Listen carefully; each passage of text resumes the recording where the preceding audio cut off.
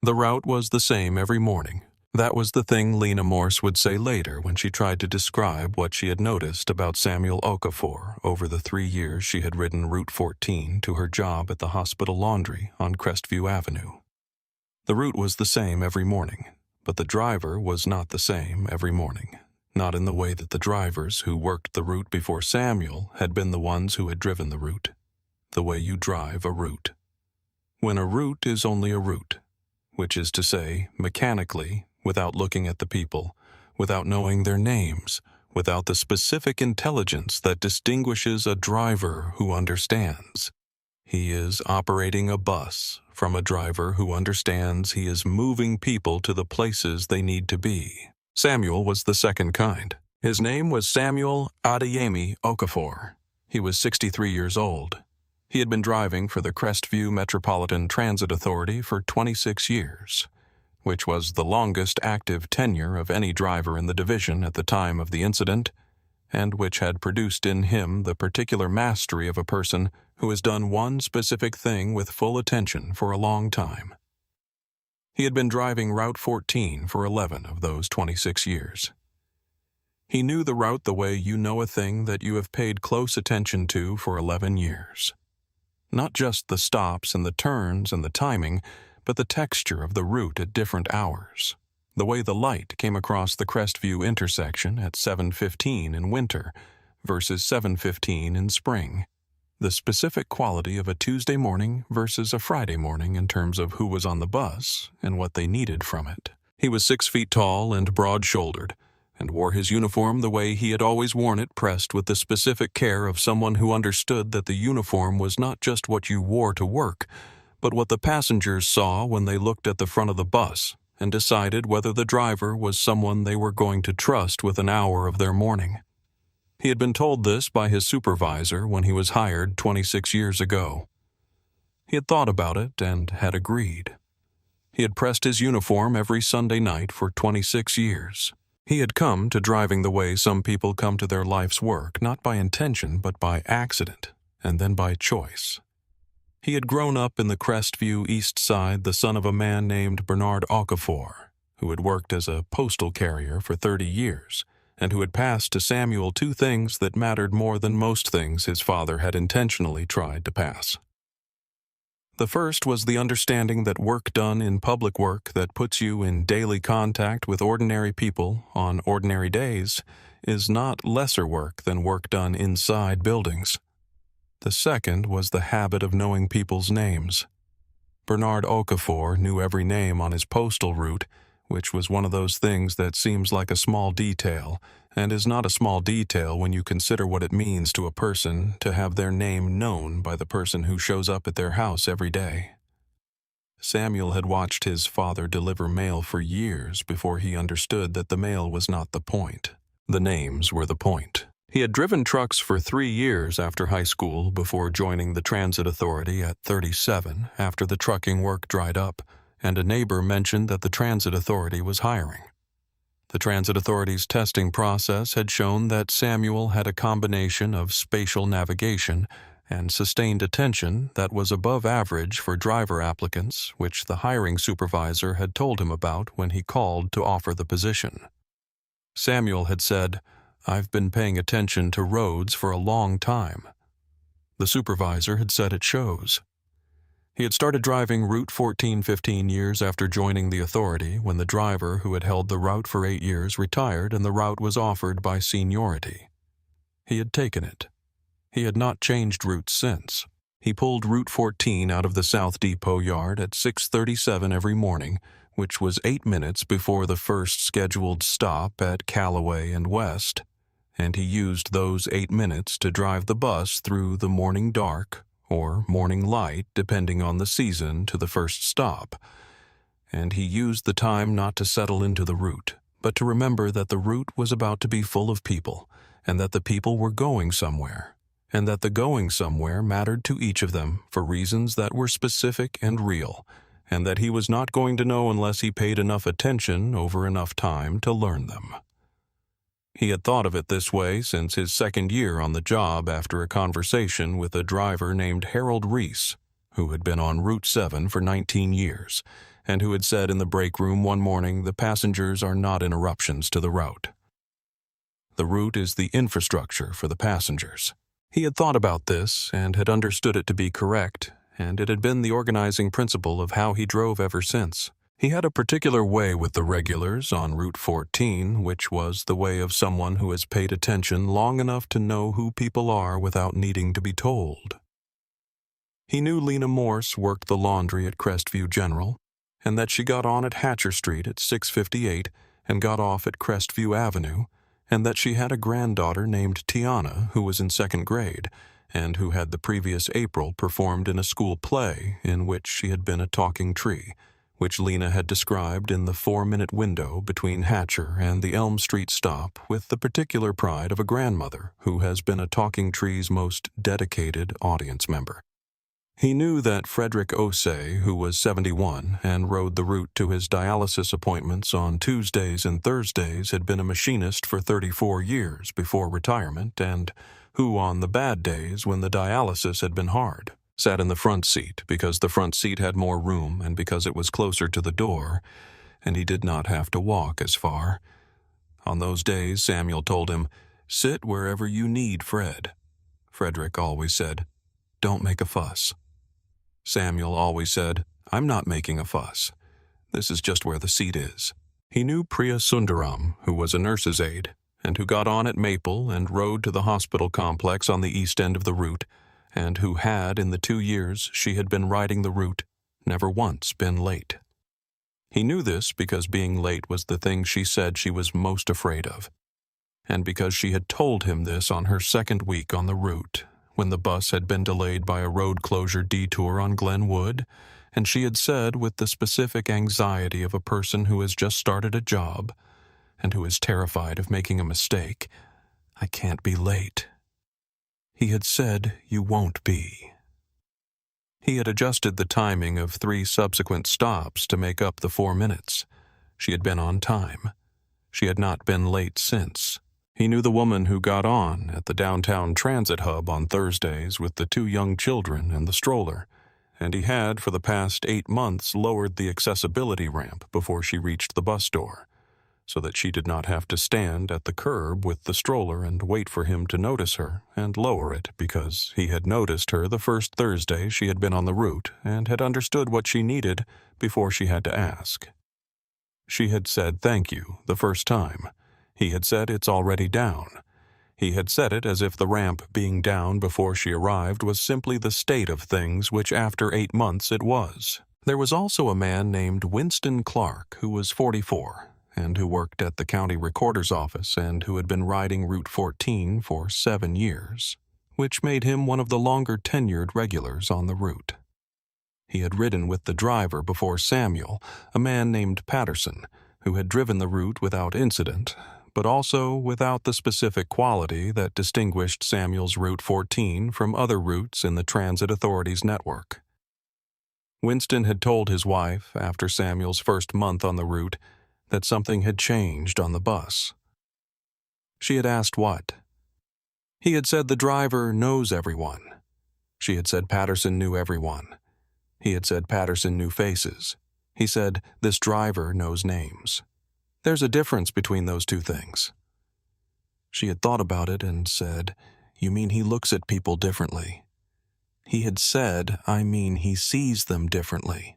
I mean he sees them the way you see people you are responsible for." Winston Clarke was not on the bus the morning of the incident. He was at a county records training that Wednesday and had taken his car.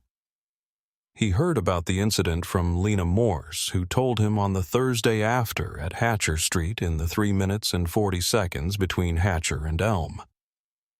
He said he stopped the bus on the shoulder. She said immediately. He said, and called it in. She said, gave them everything.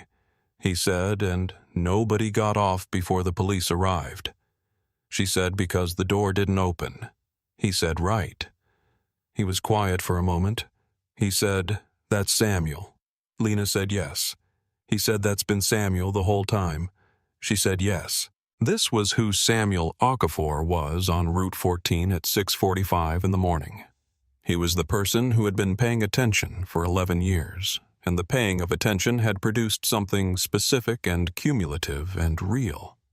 The specific trust of people who ride a route daily and who have learned over weeks and months and years that the driver of this particular bus is someone who sees them.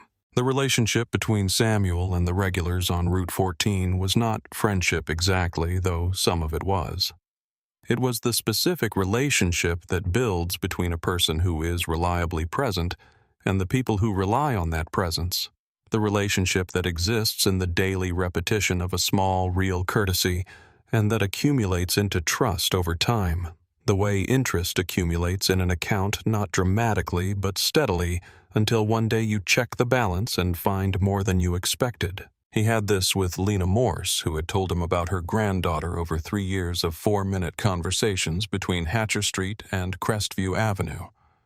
He had it with Frederick Osei, whom he called Fred and who called him Sam, even though no one else on the bus called him Sam because Frederick Osei was the kind of man who made decisions about what he was going to call someone and then called them that, and Samuel had accepted it as the specific mark of respect that it was. He had it with Priya Sundaram, who had been terrified of being late and who had not been late once in 2 years, in part because Samuel adjusted the timing when the route ran slow, and in part because she had learned in 2 years that the driver of this bus was not going to let her fail at the thing she was most afraid of failing at, if there was anything in his operational power to prevent it. He had it with a woman named Dorothy Ellison, who was 80 years old and who rode Route 14 to her church every Sunday. Samuel's Sunday route was the same as his weekday route, which was an arrangement he had made by seniority 12 years ago and maintained because Sunday on Route 14 was when Dorothy got on, and Dorothy Ellison was the kind of person in whose presence being a bus driver felt like a vocation. She had been a nurse for 40 years. She had 9 grandchildren. She had been riding Route 14 since before Samuel drove it, and she had told him the first year he drove the route, "You are going to be good at this." He had said, "How do you know?" She had said, "Because you looked at me when I got on the bus." She had said the last 3 drivers didn't look at me. He had thought about this for a long time. The man who got on at the Franklin Street stop on a Wednesday morning in November was not a regular. His name was Craig Willard. He was 34. He worked, he said, when he introduced himself to people in private security consulting, which was a description that could mean several things, and that in his case meant a combination of actual security work and entrepreneurial activities that ranged in their legality. He had lived in Crestview for 6 years, having moved from the city's north side after a dispute with a neighbor that had been formalized into one of his 4 prior arrests. He drove a car, usually, but was driving a borrowed car this week because his own car had a transmission problem he had not yet paid to fix, and he had been on the public transit system for 4 days, and had spent the 4 days doing what he had been doing since adolescence, when opportunity, or need, or both, intersected assessing for vulnerability. He had been on the bus twice in the 4 days before Wednesday. He had been observing the route, the timing, the driver's attention patterns, the passengers. He had identified the Maple to Hospital stretch in the minutes before the hospital stop, when passengers were gathering their bags and the driver was focused on a stop that required a specific alignment with the curb as the window. He had a history of 4 prior arrests, 1 for harassment arising from a dispute with a former employer, 2 for theft-related charges, of which 1 had resulted in a conviction and a plea agreement, and 1 for a restraining order violation involving a former partner who had documented 17 incidents before going to court. None of this was visible to Samuel when Craig Willard got on the bus at Franklin Street at 7:03 and paid his fare and took a seat 3 rows behind the driver's position. He was on the bus for 9 minutes before he did anything. The 9 minutes were ordinary in the way that 9 minutes on a bus are ordinary when nothing has happened yet. The bus moved from Franklin to Oak Street to Crestview proper, which was the section of the route that Samuel had driven so many times that he navigated it without the deliberate attention that navigating requires, and with the deeper attention that knowing a thing in your body produces the attention that keeps you safe. Not because you are concentrating, but because your awareness is calibrated correctly at a level below concentration. He checked his mirrors at the intervals he always checked them. He called the stops in the route voice. He noted in the mirror the 14 passengers and their positions and their quality of attention. Lena Morse was in her usual seat, 2 rows back on the left side, looking out the window at the Crestview morning with the particular relaxed attention of someone who has looked at this same view from this same seat 300 times and who finds it comfortable in the way that things you have done 300 times are comfortable. She had her bag on her lap and her phone in her coat pocket, and she was not looking at it, which was different from most mornings when she used the phone for the first part of the ride. This morning she was looking out the window, and she would realize later, paying more attention to the bus than she usually did, which was not a conscious choice, but the body's response to something in the texture of the morning that was not quite right, and that she had not yet identified. Frederick Osei was not on the bus. It was Wednesday, not Tuesday or Thursday, which were his dialysis days.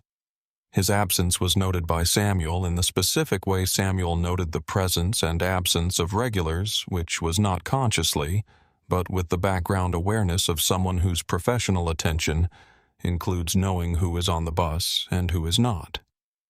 On the days Frederick was not on the bus, the front right seat that Samuel held for him was occupied by whoever sat there, and this morning it was occupied by a young woman in scrubs who was asleep, her head at the specific angle of someone who has been on a shift and who has closed her eyes the moment she sat down. Priya Sundaram was in the second row on the right side, which was her seat in the way that seats become seats for people who ride the same route every day and who sit in the same place every time, not from compulsion, but from the efficiency of habit. She was looking at her phone with the focused expression of someone reviewing their schedule or their messages before arriving at a destination, which was what she was doing. She was reviewing a message from the nursing station about a patient transfer that was relevant to the morning's work, and she was focused on it with the professional focus of someone who arrives prepared. There were 10 other passengers beyond Lena and Priya and the sleeping young woman, some of whom were regulars and some of whom were not. The passengers who were not regulars were not unusual. Route 14 carried a changing mix of regulars and occasional riders, and the occasional riders were simply people who needed to go somewhere the route went, which was what a bus route was for. Craig Willard sat 3 rows back and watched the bus and the passengers with the particular attention of someone who is assessing rather than riding. He had been on the bus before once 2 weeks ago on a route reconnaissance that he had not understood himself as a route reconnaissance, but that had functioned as one he had identified the timing of the Crestview stop and the exit pattern when the bus arrived at the hospital complex, and the brief window when the driver was occupied with a difficult stop maneuver, and the passengers were focused on their bags and their exits, and not on each other. He had noted the driver. He had assessed Samuel Okafor the way he assessed people in situations he was considering entering for attentiveness, for distraction, for the gap between where a person's attention appeared to be and where it actually was. He had concluded incorrectly that the driver's attention was on the road and the stops and the mechanical business of the route, and not on what was happening in the passenger compartment behind him. This conclusion had been wrong from the beginning, and it had been wrong in a specific and instructive way. Samuel's attention was not divided between the road and the bus. It was one continuous attention that covered both, because 26 years of driving had produced in him the kind of situational awareness that does not require the conscious allocation of attention to be accurate. The mirror was not decorative. The knowledge of Priya Sundaram's seat and her bag and her phone, and her way of sitting on a morning when she was reviewing a message from the nursing station was not separate from the mirror.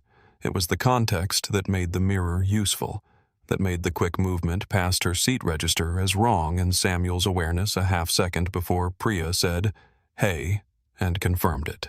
At 7:12, as the bus pulled away from the Oak Street stop, and the next stop was 3 minutes out. Craig Willard moved from his seat toward the front of the bus. He moved past Priya Sundaram's seat. His hand moved as he passed. The movement was quick, the specific quickness of someone who has practiced it, or who has a natural talent for it, which is to say the quickness that is not hesitant and not fumbling, but precise and brief.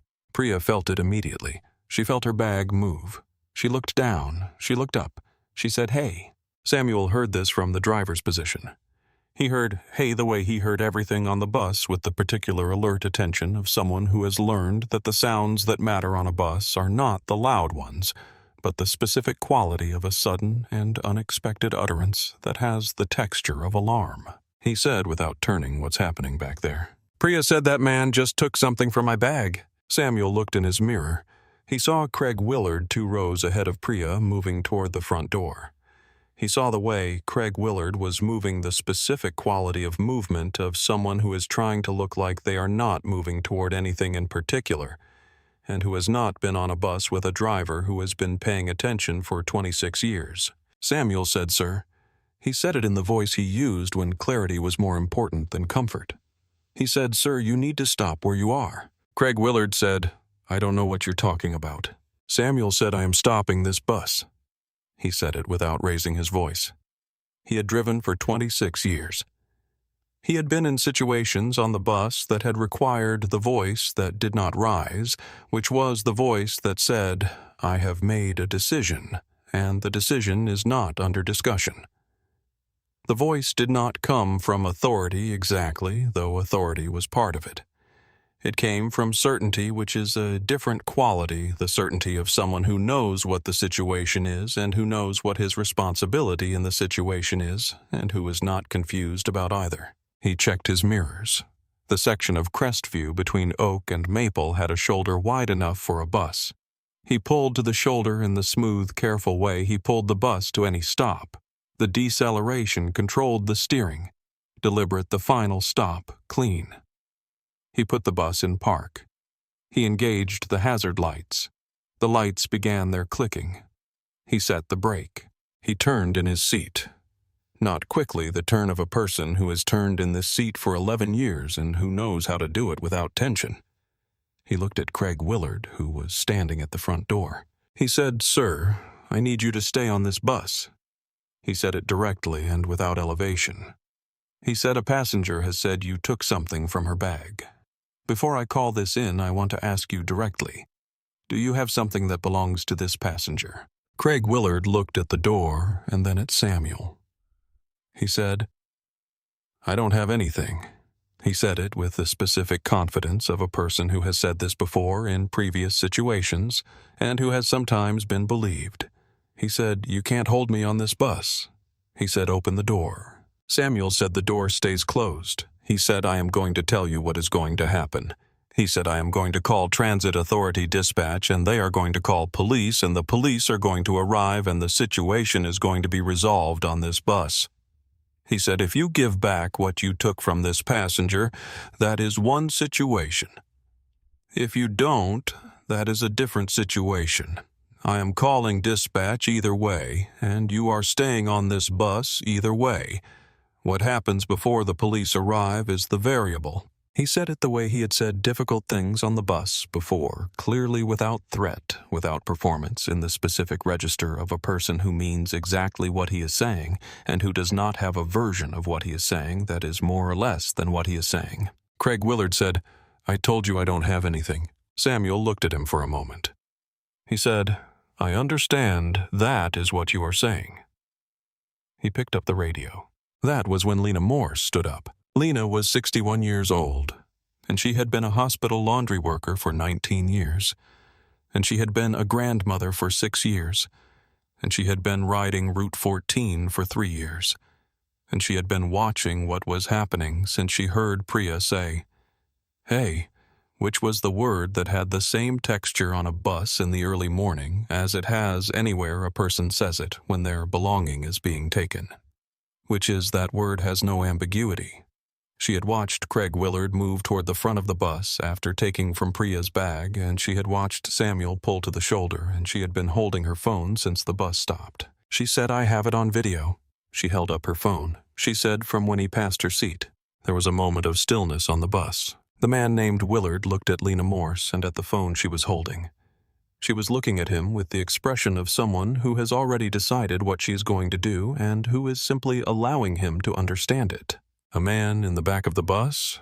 A man named Gerald Watkins, who was 58 years old and who had been riding Route 14 for 2 years, and who worked at a food distribution warehouse on the east side, and who had also been watching, said, "I saw it too."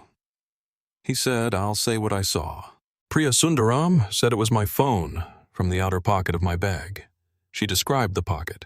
She said I can see the outline of it in his jacket." There was a silence of approximately 4 seconds, in which the bus was very quiet. The hazard lights were clicking. The engine was running at idle. Outside, the Crestview Avenue morning was proceeding normally. Cars passing in the travel lane, a delivery truck pulling away from the curb on the far side of the street, and inside the bus there were 14 passengers and 1 driver and 1 man at the front door. And the silence had the specific quality of a situation that has reached its resolution point, and in which everyone present understands this. Lena Morse was standing in the aisle with her phone in her hand, and she was looking at Craig Willard in the way of someone who has recorded what needed to be recorded and who is now simply present as evidence.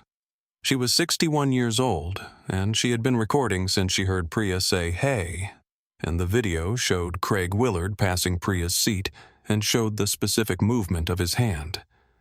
And she had known the moment she started recording that this was going to be the thing that decided how the situation ended, and she had been correct. Gerald Watkins was in his seat in the back of the bus, and he had his hands folded on the seat in front of him, and his eyes on the front of the bus, and his body in the specific posture of someone who has made a decision and is not going to change it. He had been driving a forklift at the food distribution warehouse for 14 years. He had been on Route 14 for 2. He had watched Craig Willard move from 3 rows back to the front of the bus in the specific movement of someone who was trying not to look like what he was doing, and he had watched Samuel pull to the shoulder and ask the question, and he had stood up to add his voice to Priya's, because he had a record of what he had seen, and he understood that records are only useful if the people who hold them say what is in them. Priya Sundaram had not moved from her seat since the bus stopped. She had her phone in her hand and her bag on her lap, and she was looking at Craig Willard with the steady focus of someone who is angry and who is not expressing the anger as agitation, because the anger is already expressed in the sitting there, and in the not moving, and in the phone. She was 29 years old, and she had been afraid of being late to work for 2 years, and she had been afraid of many other things for longer than that, and fear had not stopped her from saying, "Hey," when she felt her bag move, and it was not going to stop her from being a specific and useful witness to what had happened on this bus. Craig Willard said, "This is harassment." Samuel said, "Dispatch, this is Route 14 driver Okafor. I have a passenger incident at the shoulder of Crestview between Oak and Maple. I need police at this location." He gave the cross street. He gave the bus number. He said, "I have a passenger who has alleged theft. I have a passenger with video. I have a witness. The subject is on the bus." He said, "I am holding the bus until police arrive." The dispatcher said the response time was 6 minutes. Samuel said, "Thank you." He put the radio down. He turned to the passengers. He said, "I apologize for the delay." He said it to all of them, but he looked at Priya when he said it because she was the person who was owed the apology most specifically. He said, "Police will be here in 6 minutes." She said, "Thank you."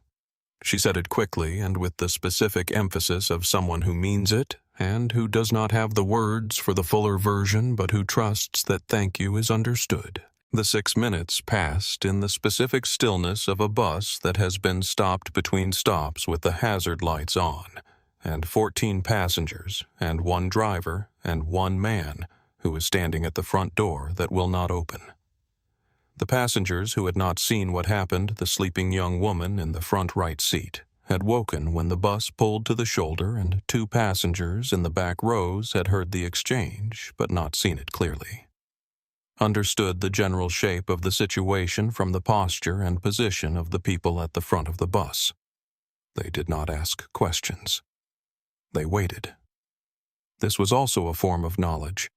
The knowledge that when Samuel Okafor pulls the bus to the shoulder and calls dispatch, the situation is in the right hands, and the right thing to do is wait.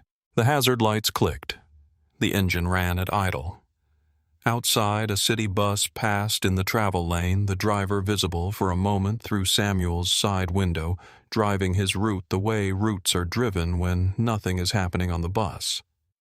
Samuel watched it pass. He looked at his mirrors. He looked at the door. He looked at Craig Willard, who was standing in the space between the first row of seats and the driver's position, and who was looking at the closed door and at the phone in Samuel's hand, and at the future that was arriving at this bus in under 6 minutes. Lena Morse did not sit down. She stood with her phone the video recorded, and she looked at Craig Willard in a way that said, "I have already done the relevant thing, and the relevant thing is done, and now we are waiting." Gerald Watkins did not look away either. He had his hands folded on the seat in front of him, and he was looking toward the front of the bus with the specific patience of a man who has been a witness, and who understands that the witness's job after witnessing is to remain. The police arrived in 5 minutes and 40 seconds. 2 officers. They boarded the bus. Samuel explained what had happened. Lena showed the video. Gerald gave his account. Priya described her phone and described the pocket and pointed to the visible outline in Craig Willard's jacket. One of the officers asked Craig Willard to empty his pockets. He said he had rights. The officer said, "Yes, sir. And I have probable cause based on the video, the witness account, and the physical description." He said, "Empty your pockets." Priya's phone was in Craig Willard's jacket pocket. Craig Willard was placed under arrest at 7:21 on a Wednesday morning on a Route 14 bus stop on the shoulder of Crestview Avenue. Samuel Okafor noted the time in his driver's log, which was the log he kept in addition to the electronic record. The paper version he had kept since his first year on the job, because the paper version was the version he trusted in the specific way he trusted things he had written by hand. He noted 7:21 incident resolved, police on scene, subject in custody, passenger property recovered. He noted no injuries. He noted bus held at shoulder for 12 minutes. He noted all passengers present and accounted for at resumption of route. He waited until the officers had escorted Craig Willard off the bus. He waited until Priya had confirmed she had her phone. He waited until the officers had exchanged information with Lena Morse and Gerald Watkins and the other passengers who had indicated they had seen something. Then he turned to the bus. He said, "I am going to get everyone where they are going." He said there will be a delay of approximately 8 minutes from the scheduled arrival. "If anyone has a connection that depends on the timing, please let me know when we reach the next stop and I will radio ahead." He said, "I am sorry for what happened on this bus this morning." He paused. He said, "I am not sorry that it ended the way it did." Samuel waited a moment after the police drove away with Craig Willard in the back seat before he pulled back into traffic. He waited because he understood that a bus that has just been the site of a theft and an arrest needs a moment before it is a bus again. The passengers needed to settle back into the ordinary state of riding a bus, which is a state that the incident had disrupted and that would return if he gave it a moment. He sat with the hazard lights on for 45 seconds, and then he turned them off, and then he pulled smoothly back into the travel lane and resumed the route. He said as the bus accelerated, "The next stop is Maple and Crestview." He said it in the same voice he used for every stop, the route voice, the voice that the route required. He said, "After that, we have the hospital complex, and then the east side stops." He did not say anything else. The route voice was enough. It said we are back on the route, and the route is what it has always been. Lena Morse sat back down. She put her phone in her bag. She looked at the back of Samuel's head for a moment. She had 3 years of looking at the back of that head, 3 years of 658 at Hatcher Street, 3 years of the ramp being down before you asked 3 years of the driver who knew your name and your granddaughter's name and the name of the tree Tiana had played in the school play. She thought I have always known what kind of person was driving this bus. This morning was not a surprise. Gerald Watkins had not been riding the route for 3 years. He had been riding it for 2. In his 2 years, he had formed the same understanding that Lena had formed in her 3, which was the understanding that you form about a person who does the same work the same way every day for a long time, and who does it the specific way that Samuel Okafor did it, which was with full attention and without reserve. He had said to his wife once, when she asked about the commute, "There's a driver on the route who knows everybody." She had said, "That's nice." He had said, "It's more than nice." He had said, "It's the kind of thing that makes a difference in whether people help each other." She had said, "You mean because they trust the situation?" He had said, "Yes, that's exactly what I mean." The incident was reported to the Crestview Metropolitan Transit Authority by Samuel Okafor in the required incident report submitted that evening, which he wrote in the same careful way he kept his log, precisely in the order that things happened without interpretation, where observation was sufficient. He described stopping the bus, the radio call, the passenger with video, the passenger who was a witness, the officer's arrival, the recovery of the property, and the arrest. He described the passengers by their actions. The passenger who said she had video and held up her phone, the passenger in the back who said he saw it and would say what he saw. Lena Morse gave her statement to the officers at the scene and gave a full account later to the Transit Authority's operations supervisor who called her on the Thursday following the incident. She described what she had seen. She described starting the video when she heard Priya say, "Hey." She described the specific movement she had recorded. She described Craig Willard's position relative to Priya's seat and the direction he was moving. She described standing up in the aisle and holding up the phone and what she had said. The operations supervisor asked her to describe Samuel Okafor's actions from the beginning of the incident. She described them. She said he pulled the bus to the shoulder before anyone could get off. She said he addressed the person directly and said what he was going to do, and he did it. She said he called dispatch and gave everything they needed. She said then he apologized to the rest of us for the delay and told us what was going to happen. The operations supervisor asked, "Did the driver tell passengers to intervene or to provide statements?" She said, "No." He said, "What happened?" She said, "People just did it." He said, "Why?" She said, "Because that driver has been on that route for 11 years, and we know what kind of person is driving that bus." She said, "When something happened, we responded like the people who ride that bus respond." He said, "How's that?"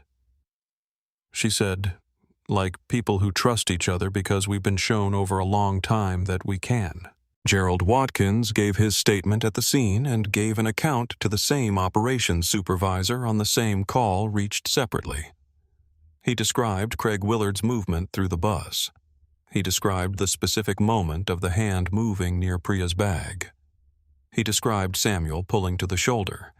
He said the driver didn't hesitate. He said it was the right thing to do, and he did it immediately. The supervisor asked, "Why did you offer your account?" He said, "Because I saw it." He said, "That's what you do when you see something on Samuel's bus." He said, "You don't just sit there." The operations supervisor noted this in his report. He noted the word Samuel's in Gerald Watkins's statement. He noted that a passenger had referred to a transit bus by the driver's name after 2 years on the route. He flagged the notation with the observation, "This is a measure of relationship that is not common on transit routes, and that is associated with passenger retention and route loyalty in the Transit Authority's own ridership data." The Transit Authority's internal review of the incident was completed within 10 days. The review was conducted by the operations supervisor and 2 members of the Safety and Standards Committee who examined the incident report. The video evidence provided by Lena Morse, the statements from Gerald Watkins and the 2 responding officers, and the electronic record from the bus's own onboard monitoring system which confirmed the timing of the stop, the engagement of the hazard lights, the duration of the hold, and the bus's return to the route. The review examined Samuel's decision to stop the bus on the shoulder of Crestview between Oak and Maple, a decision that was technically at the edge of his operational discretion, and found that the decision was correct. The review noted the driver identified an active theft incident, secured the bus, safely communicated clearly with the subject and with dispatch coordinated with responding officers, and ensured the recovery of passenger property. The decision to hold the bus at the shoulder, rather than proceeding to the next stop, which might have allowed the subject to exit, was the decision that allowed the incident to be resolved with the property recovered and the subject in custody. It was the right decision. The review also noted two other things. The first was that the onboard monitoring system confirmed that Samuel had completed his pre-shift equipment check that morning, including the mirror alignment check and the door mechanism test, which was relevant because the door having stayed closed during the incident was not luck, but the result of the door working correctly, which it did, because the driver had verified that it worked correctly before pulling out of the yard. The second was that the radio communication with dispatch had been clear and specific. The cross street, the bus number, the nature of the incident, the status of the subject, the presence of a video witness. The operations supervisor had been the one to receive the call from dispatch, and he said in his review statement, "The call gave me everything I needed in the order I needed it. I knew what I was dispatching to within 10 seconds. The review also noted that Samuel Okafor had never received a passenger complaint in 26 years of service. Not one. This was not unusual in the way that things without complaints are sometimes unusual, as if the absence of complaint is simply the absence of notice, the being good enough to avoid criticism. This was unusual in the way that genuine quality is unusual 26 years, thousands of passengers, hundreds of incidents ranging from minor to significant, and in all of that, not one passenger had ever filed a complaint about Samuel Okafor. The review committee noted this. They noted it as a fact that required no interpretation, and that also served as its own interpretation. Craig Willard had a prior record, the 4 prior arrests that Samuel had not known about when he pulled to the shoulder, and asked if he had something that belonged to the passenger and that had become relevant when the officers ran his name and found them. The prior conviction was for shoplifting, but the history also included the harassment complaint and the restraining order violation, and the pattern that emerged from reading the 4 incidents together was the pattern of a person who did not respond to deterrence and who had not until Wednesday morning on Route 14 encountered a deterrence that was immediate and complete.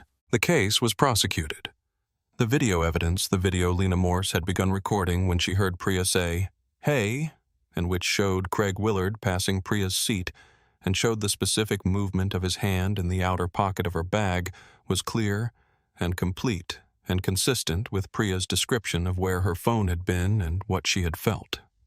The prosecutor noted in her case preparation notes that the video was one of the cleaner pieces of evidence she had worked with, short, specific, unambiguous, and fully corroborated by both the physical evidence and the witness account. The testimony of Gerald Watkins was specific and consistent with the video. He had been sitting in the back of the bus and had had a direct sight line to Priya's seat because the bus had been only partially full and the aisle had been clear. He described the movement he had seen. He described the direction Craig Willard had been moving. He described the moment Priya said, "Hey." He said in his statement, "I knew what I had seen." He said, "I wasn't going to sit there with it." Priya Sundaram identified her phone by the case, a blue case with a small crack in the lower left corner that she had described to the officers at the scene before the phone was recovered from Craig Willard's jacket, which meant the identification was made before she saw the phone, rather than after, which was the form of identification that is most reliable. She described the outer pocket of her bag, the phone's position in it, and what she had felt when Craig Willard passed her. The prosecutor noted in her case preparation the identification is clean. Craig Willard entered a plea. The plea was consistent with the weight of the evidence, which was considerable, and with his prior conviction, which was relevant to the sentencing context. The outcome included a period of supervised release and requirements that addressed the prior pattern of conduct the four arrests had collectively described. Samuel Okafor was told about the outcome of the prosecution in a letter from the Transit Authority's legal office. He read the letter and put it with his incident report. He had kept copies of every incident report he had filed in 26 years, which was a habit he had formed in his second year when a passenger dispute had been resolved and the supervisor had said, "You need a record." He had kept one ever since. The letter and the incident report went in the file for the current year. The review committee also examined the prior arrest and complaint history of Craig Willard, which had been obtained as part of the criminal prosecution's background review, and shared with the Transit Authority as part of the coordinating process. The prior restraining order violation was the record that the review committee found most significant because the person who had documented the 17 incidents and had gone to court was a woman who had tried on 3 separate occasions before the court process to get the institution to take her account seriously, and who had been told on 2 of those occasions that the standard for action had not yet been met. She had met the standard eventually. She had been correct on all 17 occasions. The Transit Authority's review committee noted this in a parenthetical that said, "Transit incidents do not occur in isolation from the patterns of conduct that precede them." The prior record is relevant context for understanding the nature of the incident. Samuel Okafor read the Transit Authority's review letter in the break room of the South Depot on a Monday morning before his route. He read it carefully. He noted that the committee had found his decision to stop the bus on the shoulder to be correct. He noted that they had cited his communication with dispatch and with the passengers. He noted the sentence that said no injuries. He put the letter in the envelope and the envelope in his bag, and he went to pull out his bus. The following Wednesday morning at 6:45, Samuel pulled Route 14 out of the yard and onto Crestview and drove the route the way he had driven it for 11 years. At 6:58, the bus reached Hatcher Street. He opened the door. Lena Morse got on. She paid her fare. She said, "Good morning, Samuel." He said, "Good morning, Lena. How's Tiana?" She said she's in a chorus now. Apparently she's a natural. He said, "Of course she is." She went to her seat. At the Franklin Street stop, he looked at each person who got on the bus. He did this every morning, not with suspicion, but with the specific attention of someone who has been doing this long enough to know the difference between a person who is riding a bus and a person who has something else in mind entirely. He looked. He drove. He knew his route and he knew his people, and he understood after 26 years that these 2 things were not separate. 2 people got on at Franklin Street that Wednesday, neither of whom he had seen before on the route. He looked at each of them in the way he looked at all passengers who were not regulars, with the neutral registering attention of someone who is neither trusting nor suspicious, but who is paying attention, which is the only disposition that allows you to know the difference between the 2 when it matters. One of them was a woman in her 50s with a grocery bag and a pair of earbuds and the body language of someone who has ridden transit her whole life. The other was a younger man who paid his fare and moved to the back of the bus and sat and looked at his phone. Samuel noted both of them in the background awareness that he maintained for all passengers, and then returned his attention to the road because the road was where his attention was primarily required. He would think about this later, not obsessively, but the way you think about the things that illuminate a principle you already believed. You pay attention to everyone. You learn the regulars well enough that you know when something is different. You maintain the attention that is specific without being targeted. You drive the route and you know the people on it, and you understand that knowing the people is what makes the rest of it possible. The stops, the timing, the mirror checks, all of it is infrastructure for the knowing. The knowing is what the route is for. Priya Sundaram got on at Maple as she always did. She sat in the second row on the right side as she always did. She looked at her phone for 3 minutes and then looked up and said, "Samuel." He said yes. She said thank you. Not for last Wednesday specifically, though last Wednesday was in it. For all of it. He said, "You've never been late." She said, "No." He said, "That's not going to change." She nodded. She looked back at her phone. He looked at the road. The thing that had happened on the previous Wednesday morning between Oak and Maple on the shoulder of Crestview Avenue was not the thing that defined Route 14. It was an event within the thing that defined Route 14, which was the 11 years of the route being what it was because the driver was who he was. The event had been resolved because of those 11 years, because of Priya knowing Samuel well enough to say something, because of Lena knowing this was not a bus on which you sat down when something wrong was happening, because of Gerald Watkins knowing that saying what you saw was what you did on Samuel's bus. The 11 years had produced the 6 minutes. The 6 minutes had produced the resolution. The bus moved through the Crestview morning. The light came across the intersection at Crestview and Oak the way it came in November, which was low and flat and specific, and the bus moved through it toward the hospital complex and the warehouse and the laundry and the dialysis center, and the other 37 stops that made up Route 14, which was the same route every morning and which was not the same route every morning because the people were never exactly the same, and the attention that Samuel Okafor brought to the route was not the attention of someone who is doing the same thing the same way, because it is routine, but the attention of someone who understands that the thing he is doing is not routine for the people he is doing it for, and who has not, in 26 years, forgotten this. Frederick Osei came back on Thursday, his dialysis day. He got on at the usual stop at the usual time, and he moved to the front right seat, the seat Samuel kept clear for him on dialysis days by a wordless arrangement that had developed over the years without ever being discussed. Samuel said, "Good morning, Fred." Frederick said, "Sam." He said, "I heard something happened Wednesday." Samuel said, "Yes." Frederick said, "Are you all right?" Samuel said, "I'm fine." Frederick said, "Good." He sat down. He was quiet for a moment. He said, "Lena told me." Samuel said, "I know." Frederick said, "You did right." Samuel said, "That's the job." Frederick said, "Some people think the job is to keep driving." Samuel said, "Not on my route." Frederick said, "No." He settled into his seat. He said, "Not on your route." The Transit Authority conducted an informal commendation review after the internal investigation cleared Samuel's actions. The commendation was not elaborate. The Transit Authority's commendation process was not elaborate as a matter of institutional culture, but it was specific. It cited Samuel's decision to stop the bus on the shoulder, his communication with dispatch, his coordination with the responding officers, and the recovery of the passenger's property.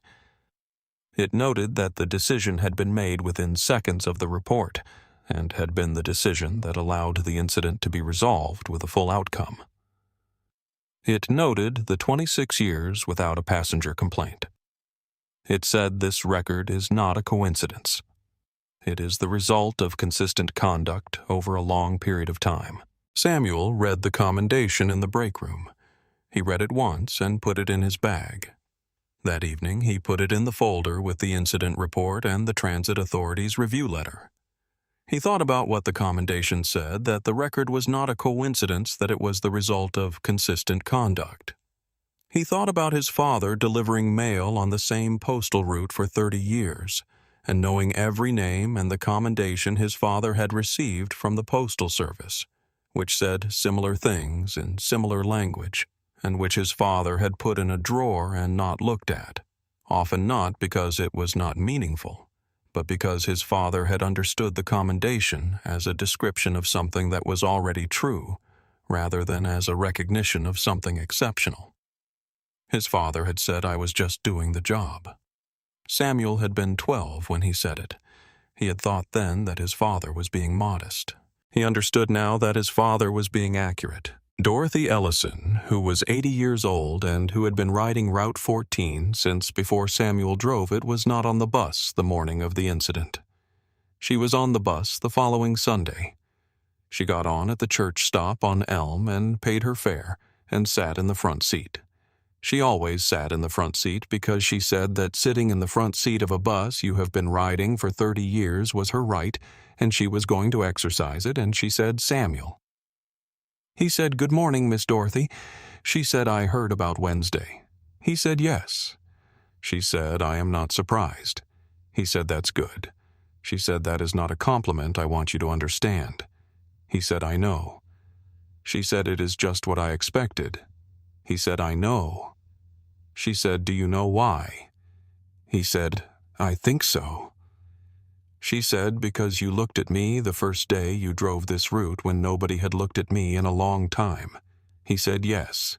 She said, "And the whole route is like that. Has been the whole time." He said, "That's what I was trying to do." She said it worked.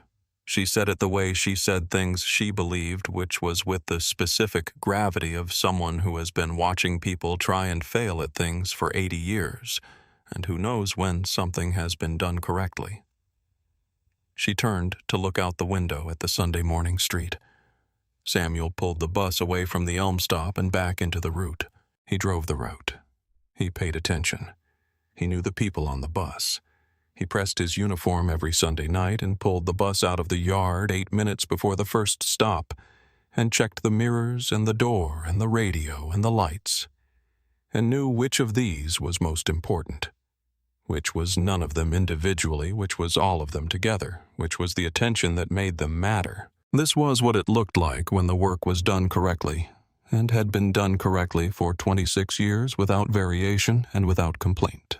Harold Reese had said 19 years into driving his own route, the route is the infrastructure for the passengers. It is not the destination. He had retired the year before Samuel first drove Route 14. Samuel had thought about that sentence for 11 years and had not found a more accurate version of what the work was. The route goes to the same stops every morning, in the same order, at the same times. The people are never exactly the same twice. The driver who knows this, who has made this the orienting principle of every mile in 26 years, is the driver who changes the quality of what the route actually is, not the infrastructure, the thing the infrastructure was built for. Subscribe our channel. We follow the drivers who know every name on the route. Like this video if it moved you. Share it with someone who needs to hear this. Comment your thoughts or similar experiences.